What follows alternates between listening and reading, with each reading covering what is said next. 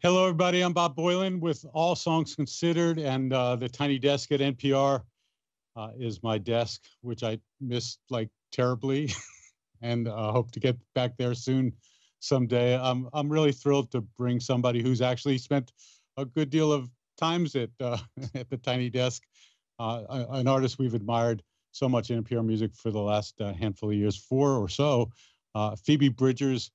Hey, Phoebe. Hello, how are you? I am well, and really happy to be doing this. This morning, I woke up, and the first thing I saw on my Instagram was a photo of you. It's a huge, massive image of you in Times Square. It was a big electronic billboard, and it said something like "Spotify Best New Artist 2021," and that was pretty wonderful. But I had mixed feelings about that. It's like, first of all, like, were you been Spotify for whatever years? I was wondering how you felt about seeing yourself like that, and I assume you saw in Times Square. Yeah, it's awesome. I mean, it's a rotating billboard, so it has everybody who's and I mean, everybody's always new to somebody, and I feel like I've been very lucky to be new to a lot of people this year, a lot more people than definitely when you heard me in 2017. So yeah, I hope I can always be an emerging best new artist for my whole career. I didn't know, like, the kind of music you do, like, is huge popularity something that is an absolutely wonderful thing? Is it a dream? Is it like a desire? Because there are plenty of artists who would just like a nice little fan base, and they go to nice small clubs and they do this kind of stuff. I didn't know what your feelings were towards more notoriety, especially on a level that's kind of a lot. I mean, yeah, it's a lot. I went from, I was totally happy playing small clubs or playing LA all the time. And now I get like bullied by David Crosby on Twitter. So it's it's definitely a lot, but yeah, exactly. But it's great. I mean, it's awesome. I meet so many new people, and especially during the pandemic, to reach a wider audience is welcome, because I think I would have felt pretty isolated. I totally gaslit myself into thinking that nobody liked my music for most of last year. I think, as did every musician, because there's no give and take. There's no, you play bigger venues, you go see somebody who you've seen at shows a bunch, and there's no real world tangible evidence of more fans. It's just the internet. So it's been interesting. You've been quite busy on social media and probably doing it from a bedroom somewhere. You enjoying that? Indeed. I like the control of it. There's a lot of control you relinquish when you go on tour, or you play somebody's TV show, or you play somebody's desk. It's like, I'm my own engineer. I'm my own producer. Like, I'm, creating content, quote unquote, from my house. So you're just, I feel like there's more of a, when I play a late night show or something from my bathtub, you send whatever you made in, and they're like, oh my gosh, thanks for doing that, thumbs up. Whereas when you actually are in the studio, there's a lot more, hey, could you stand over here, the lighting's better over here, and we're going to turn your vocal up. And it's nice. It's a lot of pressure, but it's nice to be the final say in what I deliver to shows and stuff. One of the things that I think a lot about is I see a lot of road weary artists because I go to many shows, and it's an exhausting thing, but it's also this wonderful thing. And now it's been, well, I suppose a year for you at least of not being out on the road touring, and I didn't know how you felt about that. It's a love-hate. I feel it's a love-hate. I mean, I wrote a whole song about it. The last song on my record is about how, when I'm, and Kyoto even, is about how when I'm on tour, I want to be at home, and when I'm at home, I want to be on tour. And there's a part of my brain that thinks that this was all a very poorly executed genie wish. You know, like, you miss home. Well, how about you're home for probably 2 years straight? Take that. Yeah. But there's parts of it that I like. I mean, the terror of last year, especially in the beginning, was really, really exhausting.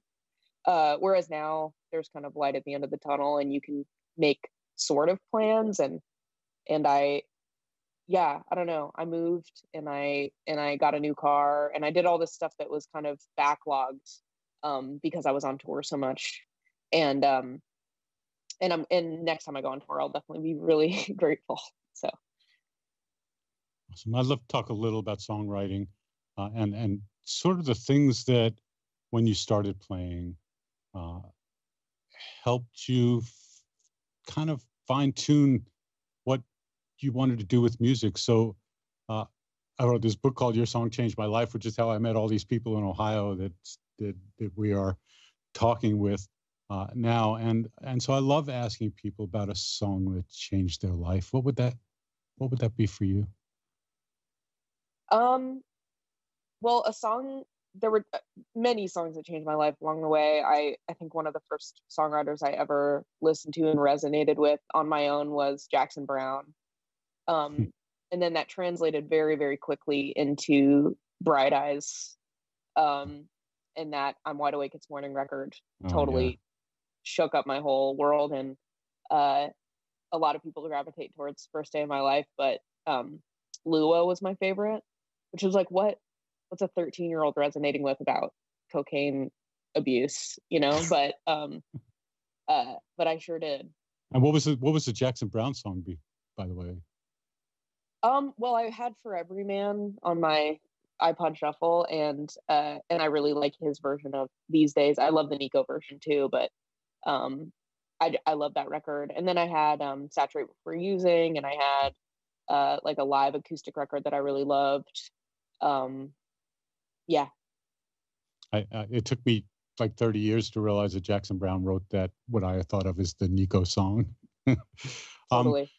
The one thing I love, you mentioned Lua, and the one thing I love was the fact that not only you're 13 and you love this song, or however old you were, but then you get to do it and play with Connor. I have a video that was captured that I would actually love to play here. This is you. I think it's in Utrecht. Connor kicks it off by saying something. We'll hear it, but something like he stopped playing it, but then doing it with you is a thrill. Let's hear a little bit of this Bright Eyes and Phoebe Bridgers duo. How long have you known Connor? Like, when did you meet him? And people ask me, because I meet lots of people. We've had 1,000 concerts at my desk. What is this person like? What's that person like? I know my comment's always the same, which is the people whose music I love are really amazing people. And I was wondering, you don't have to speak directly. Well, yeah. So when you met Connor, how was that? You meet somebody who you've admired for so long. I was really nervous, and it was nice because I don't think he noticed. And I played a show with him in July of 2016. It was like a secret show, and I was super, super nervous to talk to him. He like watched my whole set, and we talked for a second. But then I went to mix my record in Omaha with Mike Mogus, and that's where we like really hung out, and I stopped being nervous because Mike and Connor share a studio and they live back to back. Yeah. And we played another show, and he invited me on tour. And so that video is from like, you know, month 1 of being actually friends. And that's where literally after show like 3, he was like, "Do you want to start a band? Let's start a band." Which is hilarious. That's beyond dreams, and also just wonderful, because there's a chemistry in the songwriting and in the singing, and that that doesn't have to happen, or it could have been. You may never have listened to another Bright Eyes record in your life. Totally. but didn't. 2017 was the year I discovered you. Stephen Thompson at NPR Music is someone who fell in love with with your music and wrote about you at NPR Music. We were all getting ready. We listened to like 1,500 songs before we go to South by Southwest. And then we pick 4 or 5 preview-wise before we go to, like, these are the ones definitely want to see. And we all, like, latched onto your music. And when we got to South by Southwest, we got to see you. I saw you at the Central Presbyterian Church. Describe for someone who has never been to South by, especially from an artist perspective, like what a mad scene it is. What a insane, you play multiple shows, you sound checks, maybe not. Yeah, you load your gear from like 5 blocks away up a bunch of stairs. The funniest thing to me about South by is you'll play like a beautiful show to church, and tons of important people are there, tons of people you're fans of, other bands, and then you'll play like, the Vans night, and it's like, it's nobody's fault, but you're like sandwiched between punk bands, and everybody's like yelling over your set. So I think it's just the weirdest. It's the weirdest scene, and you play like 5 shows a day. It's yeah, it was a really cool time. I played the Luck show, the Willie Nelson Ranch show, and wow. And the Felice brothers were on the main stage at the same time as me, and it sounded like Metallica was playing over me. It was so loud. That's happened so many times for me as a listener, which your favorite artist is playing, and there's someone really like got the bass hyper cranked, and sometimes it sinks. Yeah, actually, Connor was there too. Connor played Luck, and then we went to, was it at the drive-in that played? Yeah, we went to an at the drive-in show, and I was like, wow, South by's wild. And you came from the church to my hotel room with the NPR crew and did a little session. Do you remember that session? Oh yeah, very well. It was really cool. I love the Lullaby series. I think they're sweet. So one of the things that whenever I go to South by, I usually see about 80 bands. I get up, 9 o'clock and go till 4 in the morning, do podcasts and all that stuff. And it's just insane. And so the only thing I could think that would be really cool to do from South by was do something like really calm, like the musicians would appreciate it. I don't know the audience perspective or whatever, but we went to a hotel room. It was you and Marshall Bohr. Let's play that session, the South by Lullaby session from South by Southwest 2017. That was a looks great like a night. COVID performance, doesn't it? Yeah, right. Before its time. Yeah. Your album came out, this was March of 2017. Your album came out, I don't know what, 6 months later, September-ish of that year.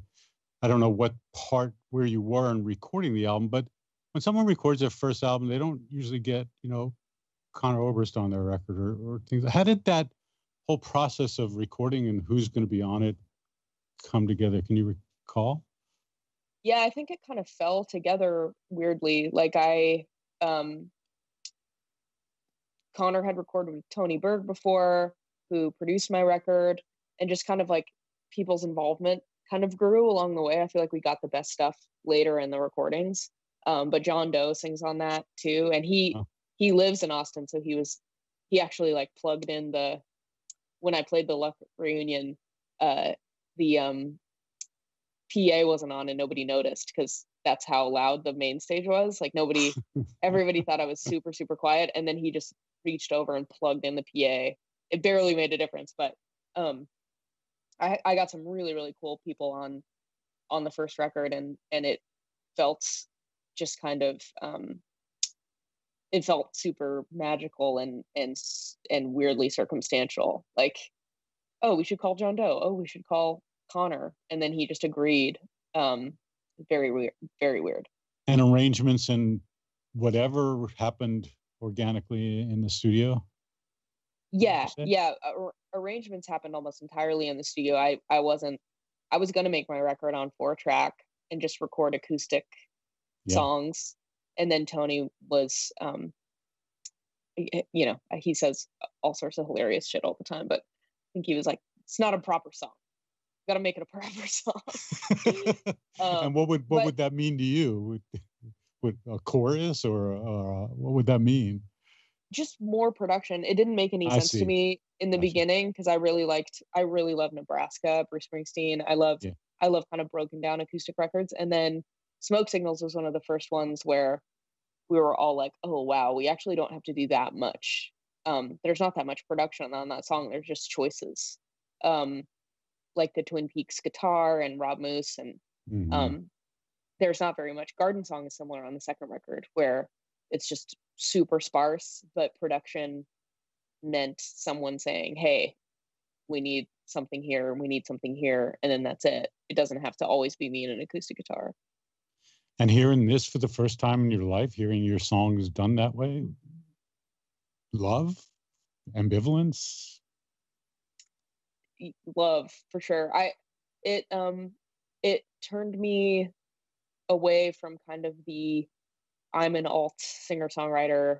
I think I really value production now as a writing tool.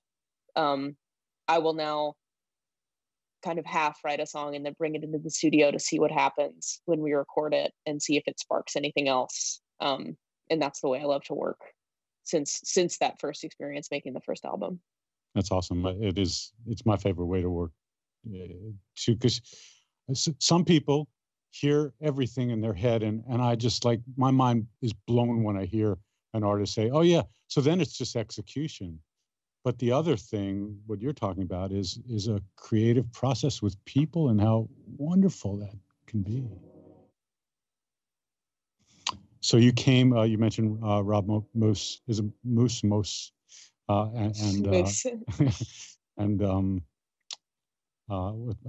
well, anyway, I want to play your very first Tiny Desk concert with Gurskin. Why can't I? Ethan. Because right? I fuck it up in this. I was so nervous. Yeah, right, his name is Gruska, but I mispronounce it. Yeah. So Robin Ethan's easier. Gruska. I'm sorry that I just did it too. Whose music is amazing, by the way. If anybody who doesn't know Ethan's music should listen to it. Coming to the Tiny Desk for the first time, you'd watched some, I assumed, before. I always like to, because, we live there, so to speak, or have lived there.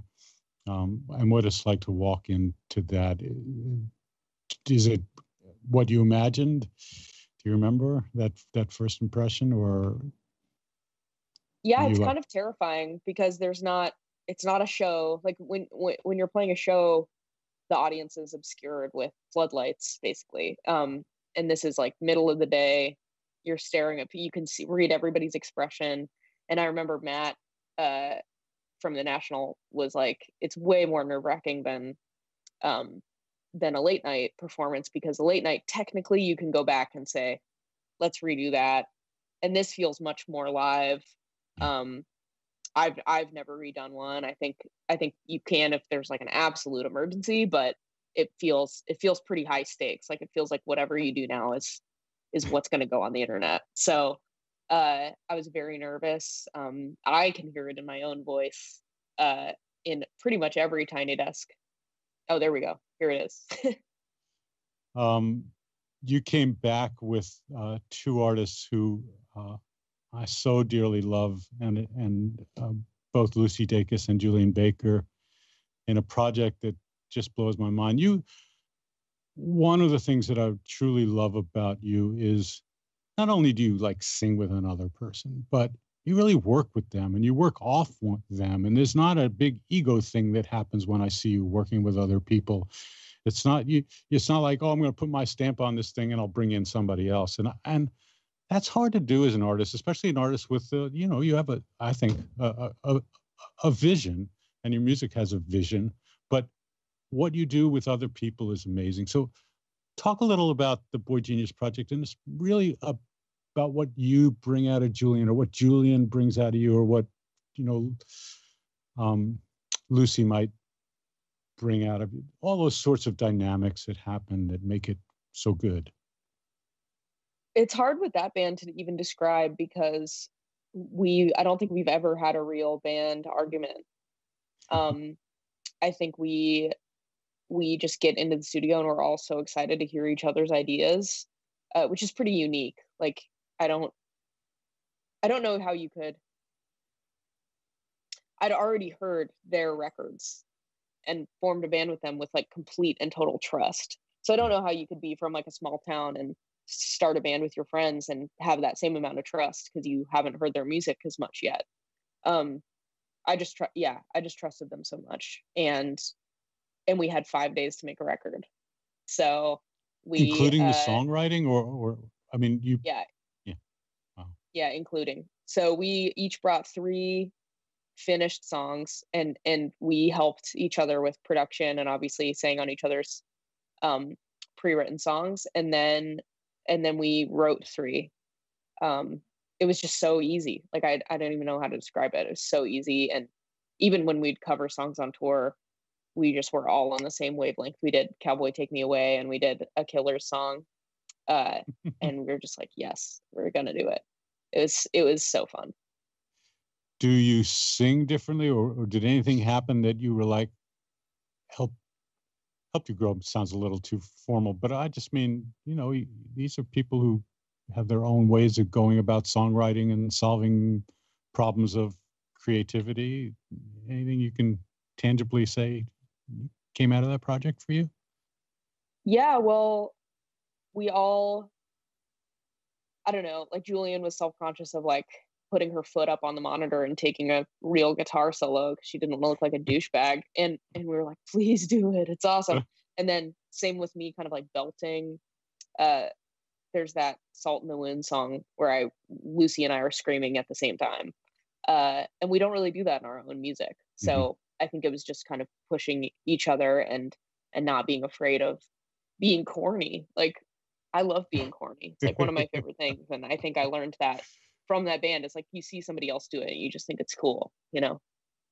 Speaking of corny, I'm going to play a little bit of You Doing Me and My Dog. But before, at the Tiny Desk, but before you do, somebody's, I can't remember, I think maybe it was you who was tuning. And I'm on, you can't see me in the picture, but I'm there with my camera taking photographs and stuff. And as the time is being killed, I think it was me who said, you got a joke or something, or maybe someone in the audience said, anyway, someone says you got a joke. And let's start the video off with Lucy telling this joke. Yeah, I sure hope that there are many things I hope for the future, but I'm not alone in wanting to see the 3 of you together again. Totally. Yeah. I'm being Tiny Desk centric because so many of your projects have wound up in an intimate space that I could share with people here, and one of the full circle things that came, we started talking about you at 13 falling in love with I'm Wide Awake, It's Morning, which also Digital Ash and Digital Urn came out then. By the way, the very first concert that NPR Music ever broadcast was Bright Eyes in January of what would have been 2015, I guess, doing those records. And wow, it was a really beautiful moment for me. I have a very long-standing connection with the 930 Club, and that moment was just absolutely beautiful. That's wild.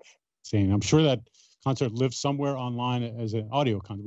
We did only audio concerts for the first 60 or 70 of them, but I'm going to look that up tonight and find what. Wow, and maybe others can too. But Better Oblivion Community Center was the project you brought in April of 2019. It's almost 2 years. Wild. Anything you can, how did the writing process work with you two here? Because it's one thing to come on and sing Lua in a concert with Connor, quite another to, well, you're both great lyricists, but he's someone you looked up to as a lyricist. Did you change each other's words when you worked on tunes? Did you? Yeah, that was a wild experience for me. He writes really fast and I write really slow. Oh. I write really, really slow. Like he'll write 20 songs and record 10 of them, and I record 10 because I wrote 10. And it's like I'm always recording up until the final hour of making a record, or writing. Right. Yeah, and so it was pretty mismatched, you know. Like I'd have a melody, and then he'd be finished with something, and I would, you know, go over and edit. But even when I'd edit, I'd say, you know, what, I mean, I really want to say this in that last verse. And he's like, oh, I know how we can say that, blah, blah, blah. And then it's just done. So it was amazing to me that he even snuck any sort of collaboration into that project, because he's so, but I feel like a lot of what we do is just we talk for a really long time about something or someone, and then just write from that. Like a lot of it is just our friendship and what we care about in the world. We have a QAnon song, which is funny. Like the Dylan Thomas song, we wrote right when we heard about the QAnon conspiracy. I didn't know that.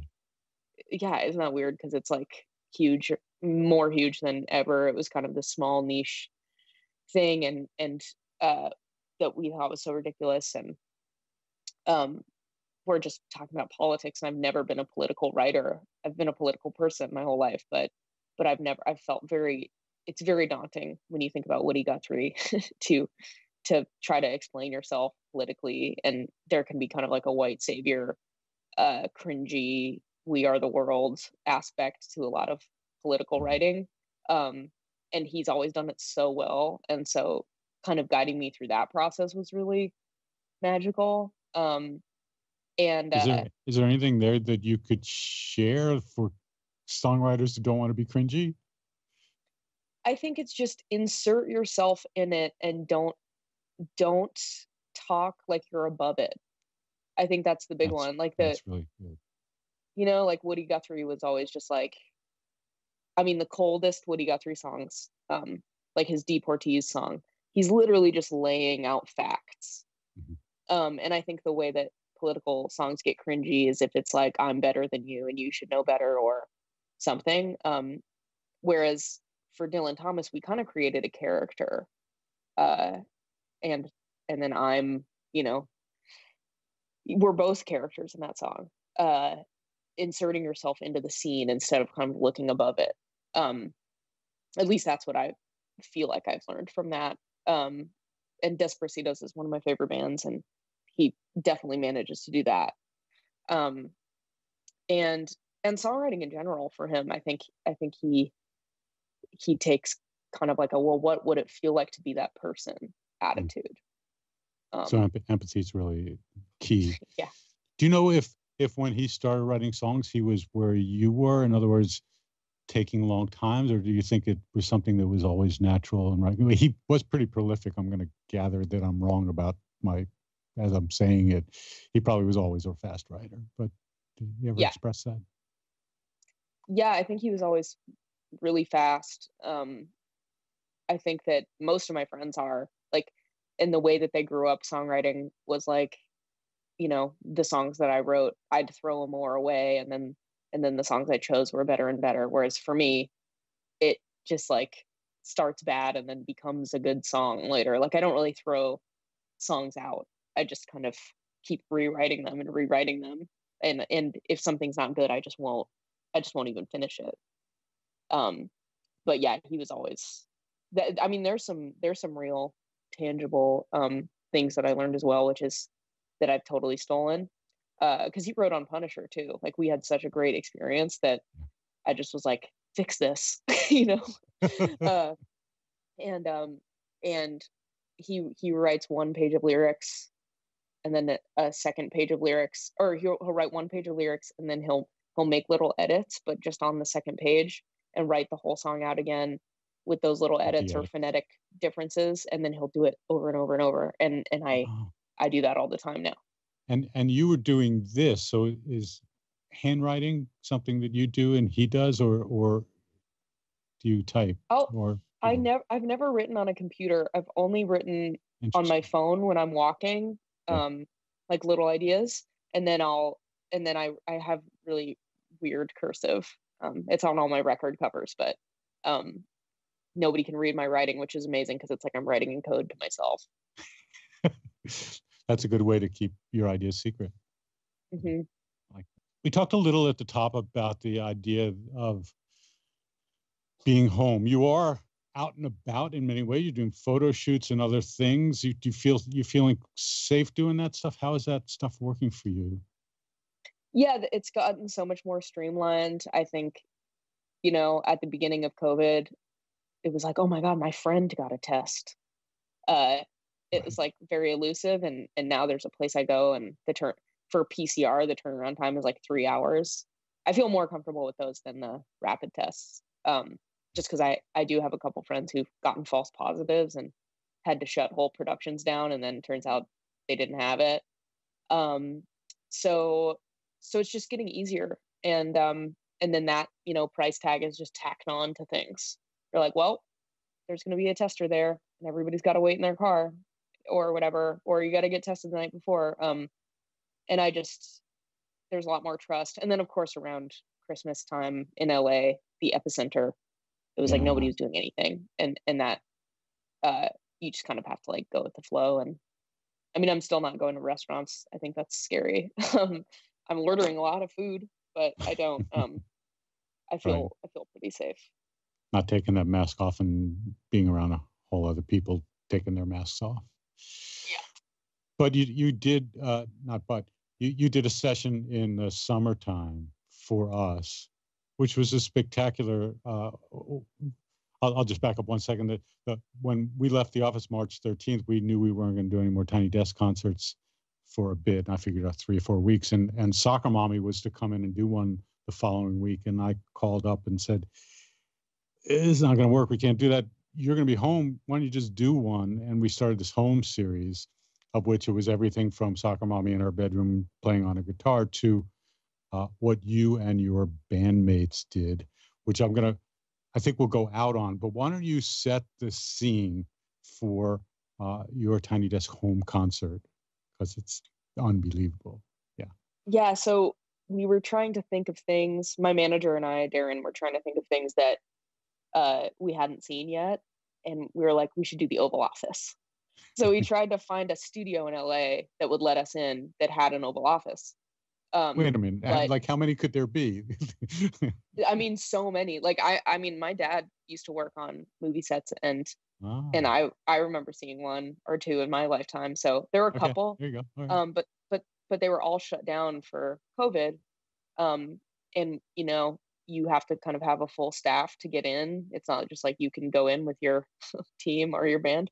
So we just set up a green screen because my brother has one. He got one for Christmas a couple of years ago, and I dressed Harry and Marshall up as Secret Service, and I had this idea also to kind of make fans sing along to the end of I Know the End, where everybody's screaming, and so we edited a bunch of fan videos in. It's just so fun to have more creative control. Like, if you're not going to do the actual thing, you should do something different. I loved Haley Williams, like the tiny little desk in the front. Like, it's just, everybody has such great ideas, and it's fun seeing people reinterpret at home. I love Billy's, like with the printout desk. That was really funny. Everybody's getting so creative. It's pretty wonderful, and I look forward. I mean, I don't know how much longer we're all going to be. I don't know when I'm going to be in a room with people at a concert, and it makes me terribly sad. Are there any dreams and hopes or desires or anything that you hope and wish you could do? And if there's anything in PR can help you do, you let me know. But is there anything that's on your mind that? I have a weird one, which is that my friend's band Sloppy Jane is like the least COVID friendly band ever, and they're because she probably doesn't do it anymore because she's done it so much, and every time I think that she's going to do something forever, she picks something else. But the lead singer spits green dye all over herself, and there's like 20 people on stage. She's got like an orchestra vibe, and she's got like her friend Ember will like eat a banana on the amplifier, and I'm just like, I'll know COVID's over and there's a Sloppy Jane show. And I was like, you should do something virtual. And she's like, are you kidding me? Like, no, I can't. Like there's literally too many people. So I'm looking forward to seeing a show and not worrying about somebody being too close to me, not worrying about um, getting green dye spit on my face. It'll be I don't want to go to the in between show, Like I don't want to be somewhere where it's still kind of like on the cusp of being okay. I can't wait to be at like a house show where there's like a keg and people sharing cups. That's my dream. I love it. Let's go out on, we're going to start with a little bit of Moon Song because I want people to see the transition that happens in your Tiny Desk home concert. Thank you for all the music you make. I look forward to seeing you in a room, hopefully as part of the crowd. And I like the word crowd. And I really appreciate you. Yeah, thanks, man. So fun. Take care.